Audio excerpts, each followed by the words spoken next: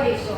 ગોળીય અરીસાના પાછા બે પ્રકાર છે, અંતર્ગોળ અને બહિર્ગોળ અરીસો. હવે અહીંયા તમને હું જો જે અરીસો બતાવું છું, બરાબર, એની અંદર તમે આમ જોશો તો આ જે સપાટી છે અંદરની તરફ વળેલી હોય, સપાટી કેવી છે? અંદરની તરફ વળેલી હોય તો એને શું કહેવાશે?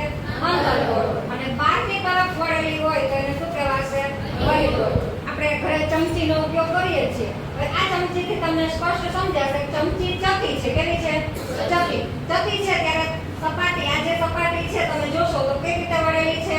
અંદરની તરફ. એટલે આ ચકી જે ચમચી છે એ શું બની ગયો? અંતર્ગોળ અરીસો. હવે ઊંધી ચમચી લેશું, બરાબર, તો એ શું બની ગયું? બહિર્ગોળ અરીસો.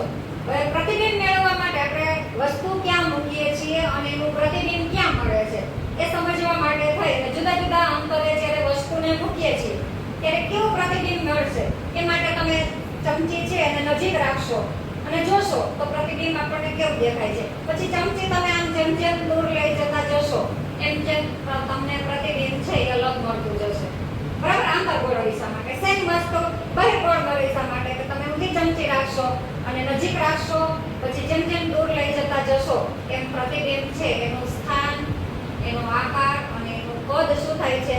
બદલાતું રહે છે. એટલે કે અંતર્ગોળ અરીસો અને બહિર્ગોળ અરીસો છે એમાં જે પ્રતિબિંબ મળે છે એ પ્રતિબિંબ કેવા મળે છે, એનું સ્થાન ક્યાં છે, એનું કદ કેવું છે, આ બધું આપણે સમજીશું.